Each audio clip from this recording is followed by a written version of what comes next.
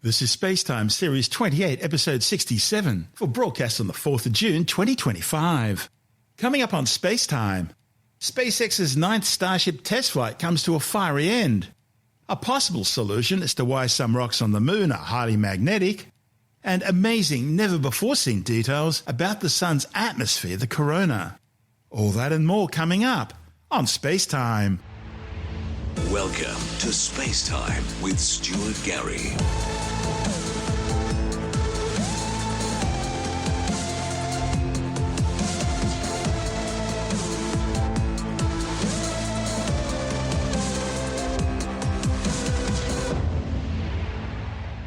The 9th test flight of SpaceX's Starships reached a spectacular and fiery conclusion with the destruction of both the orbiter and the booster.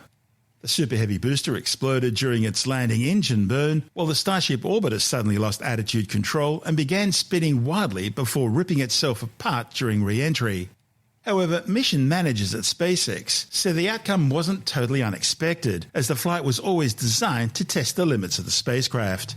The launch from SpaceX's Starbase in Boca Chica on the Texas Gulf Coast went smoothly enough, with all 33 Raptor 2 engines lighting up and sending the world's biggest and most powerful rocket into space.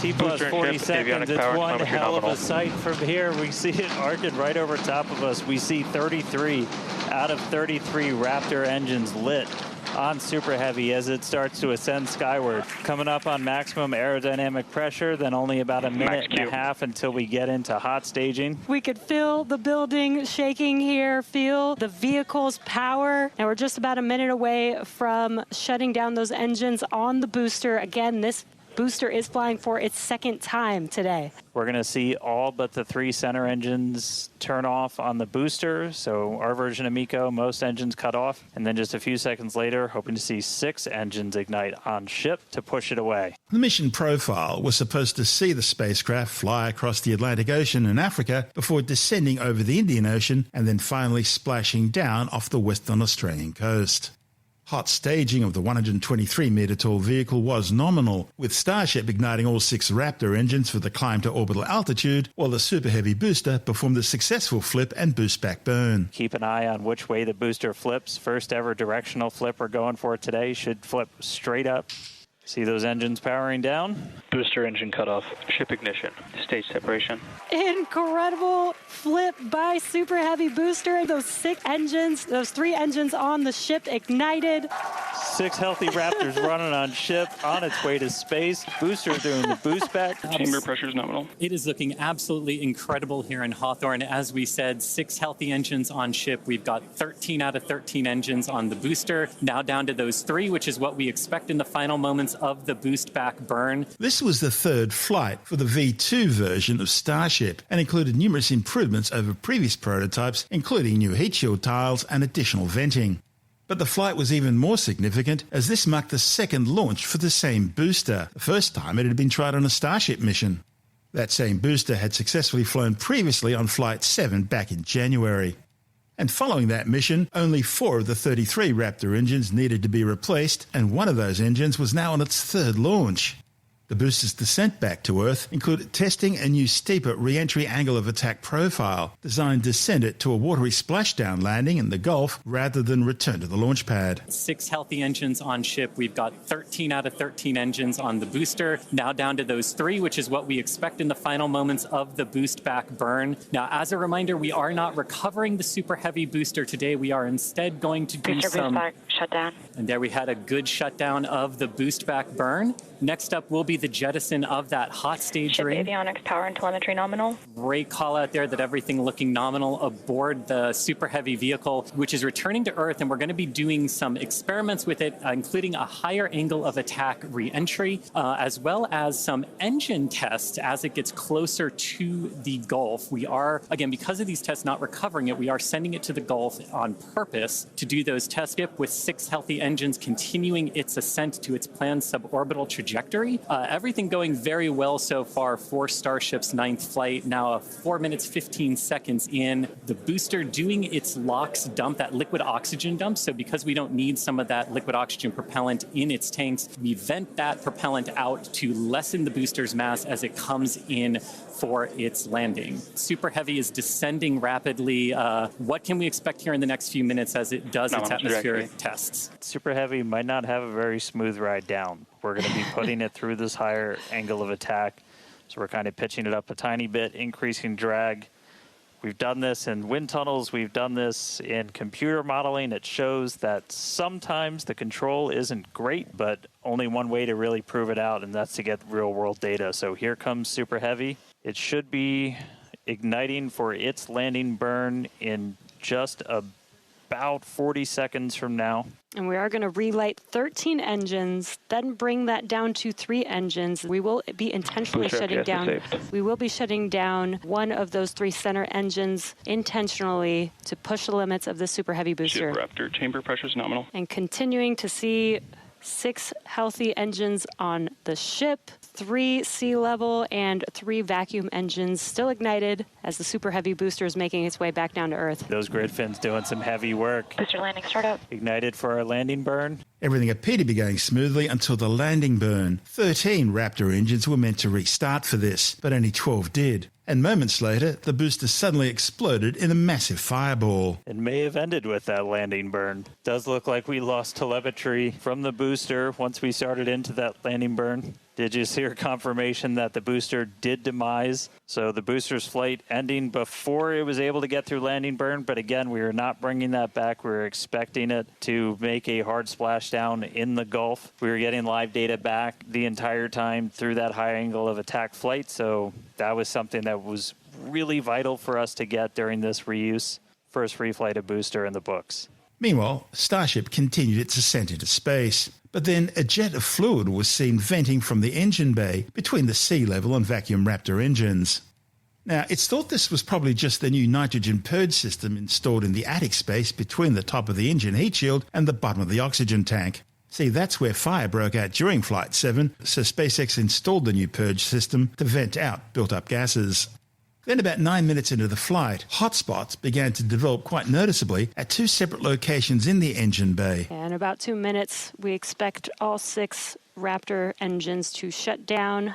That will be SECO, basically second engine or second stage engine shut off. All eyes definitely on ship as we get through the final stages into its ascent. We're expecting it to start to cut those engines off. Terminal guidance. We're in terminal guidance. In the final stages of this ascent burn, we did see shutdown of the Raptor engines. We do stagger these, so we do the Raptors first. Those 3 have shut down successfully. Sea level's still running. Ship engine cutoff. Ship engine cutoff, the 3 most beautiful words in the English language. And great call out that we had nominal insertion. An incredible flight test so far today.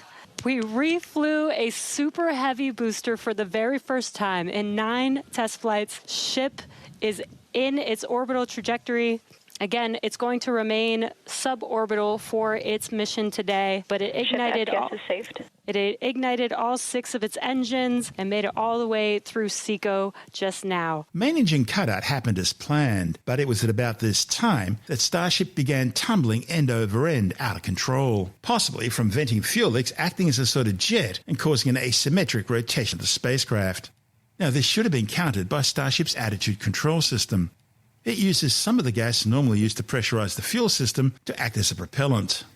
But because the fuel system was leaking, there simply wasn't enough gas left to charge the attitude control system. And so gradually the end-over-end tumble got worse, and eventually a horizontal spin began developing as well. And so at this point, we've essentially lost our attitude control with Starship. We are still on a path toward reentry. We are suborbital, so no matter what, we are going to enter. However, this lowers the chances for it to be a controlled reentry. So if you think back to Flight 3, when we had something similar happen, just the end symptom of a loss of attitude control, we were in a roll by the time we hit reentry. So we are going to re-enter. We should hopefully still have views The Starlink satellites are pretty robust to still maintaining contact. We've got 4 of those terminals on the vehicle, and they're pretty robust to maintaining contact even when we are in a spin, essentially. We're coming up on Africa. I believe we do swing just to the south of that continent. And by the time we start heading out over the Indian Ocean, we'll start heading into a sunrise. So, not looking great with a lot of our on-orbit objectives for today. Relight an engine, and then really importantly, get into that controlled entry to really put the heat shield through the ringer. Nonetheless, Starship marching forward towards that reentry over the Indian Ocean, so we'll continue to hang with it. Now, while all this was going on, an attempt was being made to deploy a series of 8 Starlink satellite simulators as part of an in-flight test. But that also failed when the payload bay door failed to open. But the bigger problem, Starship, now spinning out of control, was doomed to fall back into the atmosphere at crazy angles. So we are expecting it to break up essentially on its reentry over the Indian Ocean. So not able to do a lot of our on-orbit objectives today. So again, we are in essentially a tumble. We had lost that attitude control. 41 minutes into the flight, Starship began to break apart and melt as it was ripped into pieces by Earth's atmosphere. Vehicle to see about 1,400 degrees Celsius, feeling that temperature there melting away. But as we expected with the spinning of the vehicle, we are no longer controlling. It is expected to see it begin to demise a little bit on its way back down to Earth. It's re-entering actively right now. And again, we did do what's called passivation. So you essentially vent all of your excess propellant overboard before you hit the atmosphere. That's a safety measure we can take on the ship while you still have contact with it. So that was done. It's now coming down in the predetermined hazard area that was cleared ahead of flight. Not controlled, so we're not going to get all of that re-entry data that we're still really looking forward to. This is kind of a new generation of ship. It has different flaps, improved heat shield, a whole lot of things that we're really trying to really put through the ringer. There's a whole lot we still need to learn before we get to kind of the next step that we're hoping for, which is going to be that ship going orbital and eventually coming back here for a catch. So getting through one of these fully is going to be really important. It's not going to be today, but we are just going to stick with the ship, see what else we can learn as it makes its way through the atmosphere and brings an end to the 9th flight test. So we'll stick with it. The mission was over. A full investigation to determine what happened is now underway. SpaceX boss Elon Musk says launch cadence for the next 3 flights will be faster at approximately 1 every 3 to 4 weeks. The company need to get on top of the problem because no V2 version of Starship has successfully achieved its flight parameters. See, a key part of the Starship program will be assisting NASA's plans to return humans to the Moon in 2027 aboard the Artemis 3 mission. A version of Starship will act as a shuttle, transporting crew and supplies from the Orion capsule down to the lunar surface. Meanwhile, major design changes for Starship and Super Heavy are also on the horizon. These include a 9-engine variant of Starship, there are currently 6 engines on the Starship orbiter, and the use of just 3 rather than the current 4 grid fins on the Super Heavy booster. Also, future versions of the Starship Super Heavy booster stack will get taller, eventually reaching a height of 142 metres. These ongoing evolutionary changes are all part of Musk's plan to develop Starship as a true interplanetary colonial transport vehicle, one capable of taking 100 people or 150 tons of equipment and supplies on journeys not just to the Moon, but eventually Mars and beyond, in the process turning the human race into a 2-planet civilization. This is SpaceTime. Still to come, why are some rocks on the Moon so heavily magnetized? And astronomers scope never-before-seen details in the Sun's atmosphere, the corona. All that and more still to come on SpaceTime. Okay, let's take a break from our show for a word from our sponsor, Incogni. If you're anything like me, you're probably concerned about your privacy online. And for good reason. Did you know there are hundreds of data brokers out there quietly collecting, buying and selling your personal information? Now, I'm talking about your phone number, your home address, your browsing habits, even your location history. And that's where Incogni comes in. Incogni is a service that acts on your behalf, requesting the removal of your personal data from these shady data brokers. And they don't just send a one-off email. They follow up, track responses, and ensure that your data actually does get deleted. Think of it as having a digital privacy agency constantly working for you behind the scenes. And the best part, it's all incredibly easy. You just sign up, give them the go-ahead, and Incogni take care of all the rest. And within just a few weeks, you'll start seeing the results. There'll be fewer spam calls, less targeted advertising, and a genuine sense of relief knowing that your private data is no longer being traded like a commodity. Now, as a SpaceTime listener, we're offering you a special discount deal. Just go to incogni.com/Stuart Gary. That's incogni.com/Stuart Gary. And if you're not completely satisfied, no worries. Incogni offers a 30-day money-back guarantee, so you can try it out risk-free. You know, protecting your privacy really shouldn't be optional in this digital age. So let Incogni help you by keeping your personal information where it belongs, with you. That's incogni.com/Stuart Gary to access this exclusive discount offer and learn more. Stay safe, stay private with Incogni. And now it's back to our show.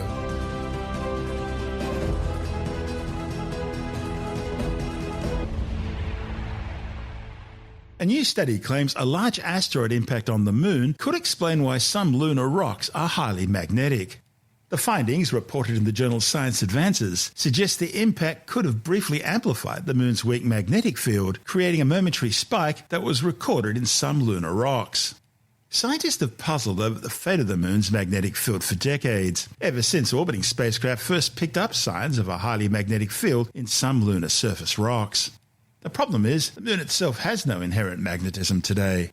This new hypothesis suggests that a combination of an ancient weak magnetic field and a large plasma-generated impact event may have temporarily created a strong magnetic field concentrated on the far side of the Moon. The study's authors undertook detailed simulations showing how an impact, such as from a large asteroid, could have generated a cloud of ionized particles that briefly enveloped the entire Moon. This plasma would have streamed around the Moon and concentrated at the opposite location from the initial point of impact. There, the plasma would have interacted with and momentarily amplified the Moon's own weak magnetic field. And any rocks in that region could have recorded signs of heightened magnetism before the field died away. This combination of events could explain the presence of highly magnetic rocks detected in a region near the lunar South Pole on the Moon's far side. And as it happens, one of the largest impact basins on the Moon, the Ibrium Basin, is located in the exact opposite spot on the near side of the Moon. The study's lead author, Isaac Naret from MIT, says whatever made the impact likely released a cloud of plasma that kicked off the magnetic scenario seen in their simulations. He says there are large parts of lunar magnetism that are simply unexplained.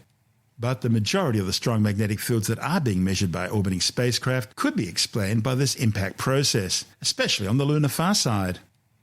Scientists have known for decades that the Moon does hold remnants of a strong magnetic field. Samples from the surface of the Moon returned by astronauts on NASA's Apollo missions in the 60s and 70s, as well as global measurements of the Moon taken from orbiting spacecraft, show signs of remnant magnetism in surface rocks, especially on the far side of the Moon.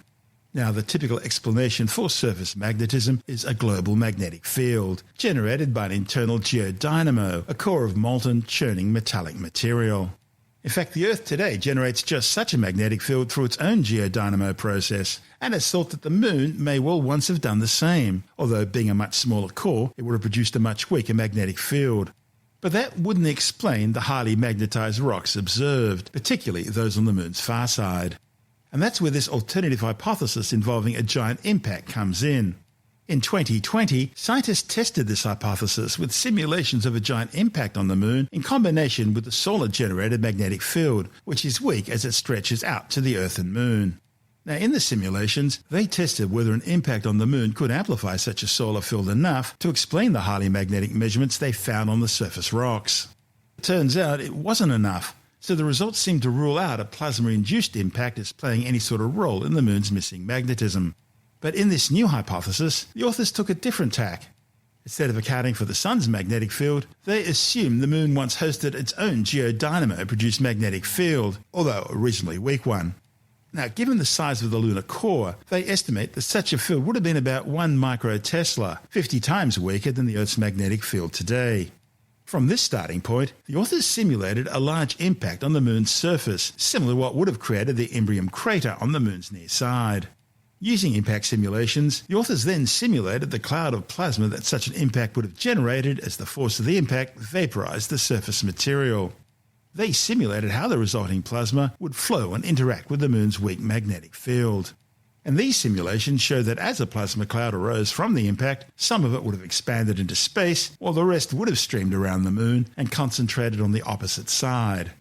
There, the plasma would have compressed and briefly amplified the moon's own weak magnetic field.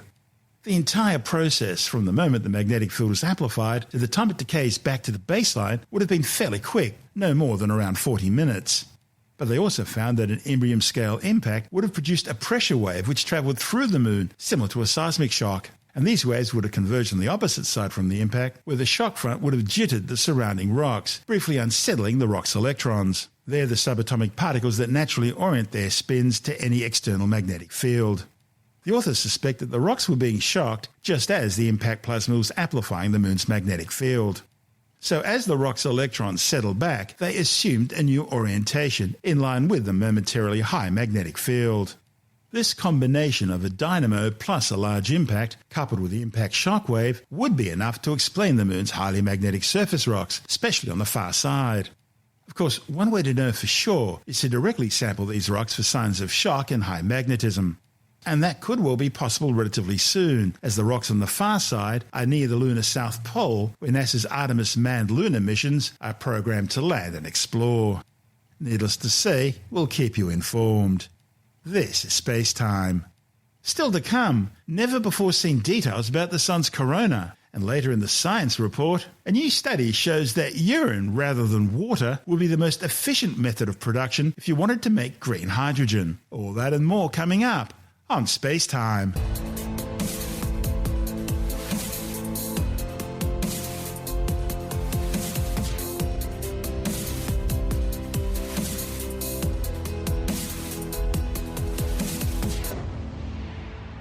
Astronomers have employed a new adaptive optics system, allowing them to uncover stunning, never-before-seen details about the Sun's atmosphere, the corona. The groundbreaking results reported in the journal Nature Astronomy are paving the way for deeper insights into coronal heating, solar eruptions, and space weather events. Research by scientists from the United States National Science Foundation's National Solar Observatory and the New Jersey Institute of Technology have produced the clearest high-resolution images of the Sun's corona ever undertaken. The key is this new coronal adaptive optic system that removes the blur from images caused by Earth's atmosphere. Funded by the National Science Foundation and installed on the 1.6-metre Good Solar Telescope at Big Bear Solar Observatory in California, CONA, the name of the adaptive optics system responsible for these new images, compensates for the blur caused by air turbulence in the atmosphere. Dirk Schmidt, who helped develop the system, says the turbulence in the air severely degrades images of objects in space seen by telescopes, and that includes the Sun. The Sun's corona, the outermost layer of the Sun's atmosphere, is visible only during a total solar eclipse, and it's long intrigued scientists due to its extreme temperatures, violent eruptions, and large prominences. Among the remarkable observations seen in these new images are quickly restructuring solar prominences, unveiling fine, turbulent internal flows. These look like raindrops in the Sun's atmosphere. Solar prominences are large, bright features, often appearing as arches or loops and extending out from the Sun's surface. The corona is heated to millions of degrees, much hotter than the Sun's surface, which is about 6,000 degrees. But the exact methods doing this are still not fully understood. After all, the further you get away from a heat source, the cooler it's supposed to get. The corona is also home to dynamic phenomena such as cooler solar plasma that appears reddish-pink during eclipses. Astronomers believe that resolving the structure and dynamics of the cooler plasma at smaller scales holds the key to answering the coronal heating mystery, thereby improving our understanding of the eruptions ejecting plasma deep into space, driving space weather, the conditions which, in near-Earth space, are primarily influenced by the Sun's activity, such as solar flares, coronal mass ejections, and the solar wind. These effects can impact technology and systems on the Earth and near-Earth space. They can damage or destroy satellites, cause the Earth's atmosphere to suddenly expand and contract unexpectedly, inducing atmospheric drag and orbital decay on spacecraft, thereby causing them to use more fuel. They can also increase radioactive exposure for astronauts and other crew in space.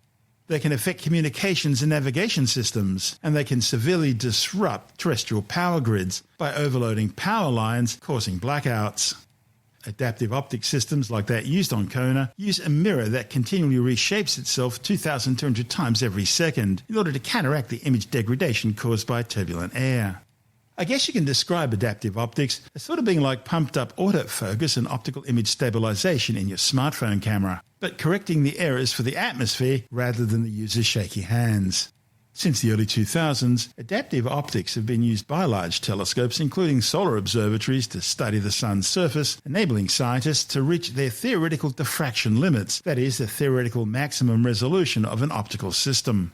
These systems have since revolutionized observing the sun's surface, but until now they've not been used for observing the corona. And the resolution features beyond the solar limb stagnated at an order of 1,000 kilometers or worse, same levels as were achieved 80 years ago. And that's where this new coronal adaptive optics system comes in. It closes that decades-old gap, delivering images of coronal features at 63 kilometer resolution, which is the theoretical limit of a 1.6 meter telescope. This is SpaceTime. This episode of SpaceTime is brought to you by Insta360, the trailblazers in 360-degree action camera technology. Their latest model, the Insta360 X5, is engineered for extremes. In fact, it's not just an upgrade, it's a whole new level of rugged. With an ultra-tough, user-replaceable lens, you can finally take risks with your shots and not worry about the gear. Dust, drops, debris, it's built to survive it all. And if your adventures take you below the surface, well, the X5's IP68 waterproof down to 49 feet right out of the box. No housing, no hassles. And if you want to go deeper, just add the invisible dive case, and you can capture seamless 360-degree footage all the way down to 197 feet underwater.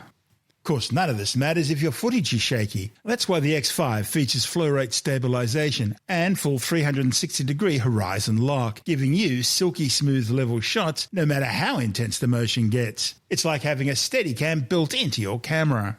Whether you're climbing mountains, diving reefs, or exploring alien worlds, the X5 is ready for anything.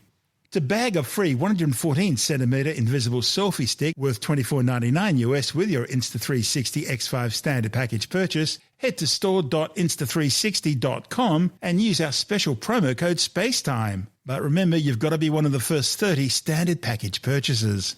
For more information, be sure to check out the links in our show notes. Once again, that's store.insta360.com and use the promo code SpaceTime. And now it's back to our show.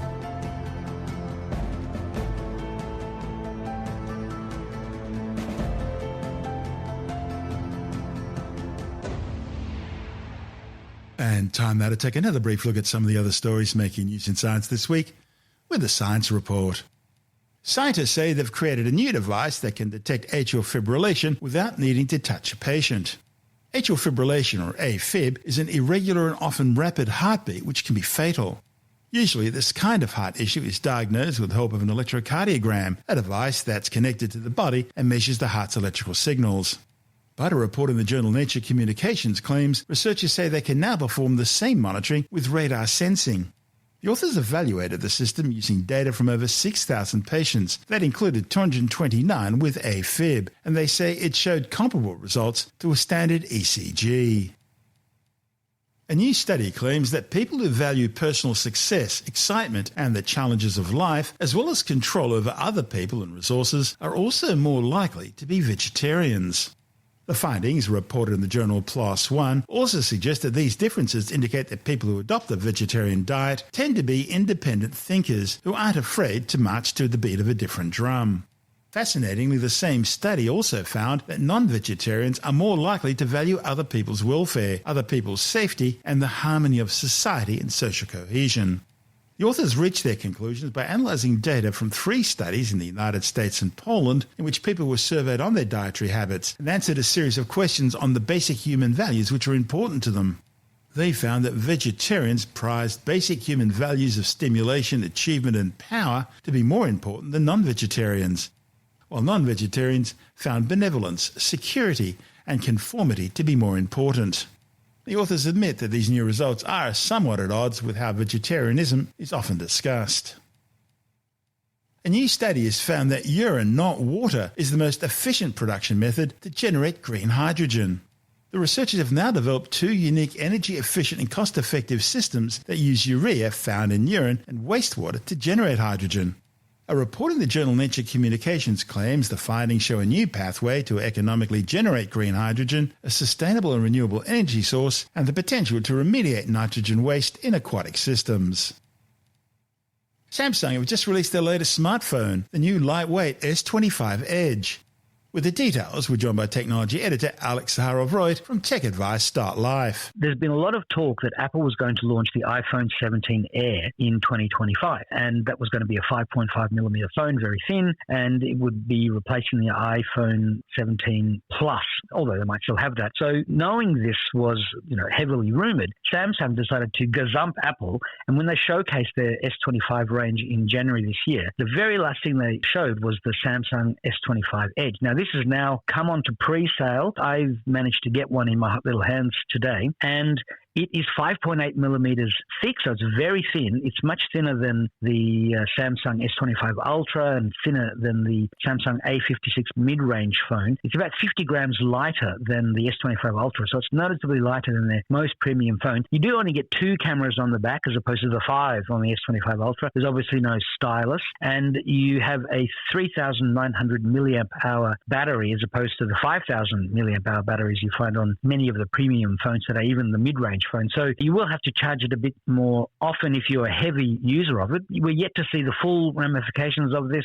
in terms of battery life, but I'm not terribly worried that people are going to be too concerned. And Apple's battery is meant to be 2,900 milliamp hours, according to the rumors, although they are supposed to be using a different battery chemistry that will give it more capacity than what 2,900 milliamp hours would normally give you. So again, we're yet to see in that regard. But holding the phone, it's delightful. I mean, it's light. I haven't tried bending it, but people on the internet say they have, and they say it's very robust. You got to put it in your back pocket and sit down. That's the test. Well, yes. But I mean, look, they would have done all sorts of stress tests because there was a huge kerfuffle over the iPhone 6, which was supposedly bending in people's back pockets when they were doing this. And look, you're going to buy a case for it. You're going to be careful with it. I mean, you don't want to be manhandling a phone that at the moment costs $1,849 in Australia for the 512 gig version. There is also a 256 gig version, which is the one that I have. So the age of thin phones is upon us. That's Alex Zaharov-Reutt from Tech Advice Start Life.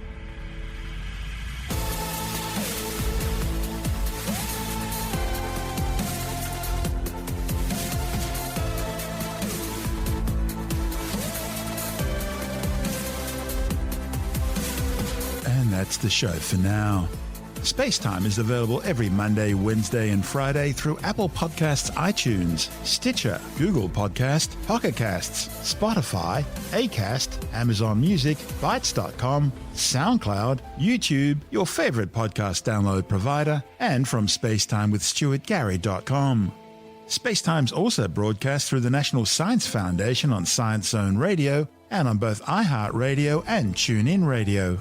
And you can help to support our show by visiting the SpaceTime store for a range of promotional merchandising goodies, or by becoming a SpaceTime patron, which gives you access to triple-episode commercial-free versions of the show, as well as lots of bonus audio content which doesn't go to air, access to our exclusive Facebook group, and other rewards. Just go to spacetimewithstuartgary.com for full details. You've been listening to SpaceTime with Stuart Gary. This has been another quality podcast production from Bytes.com.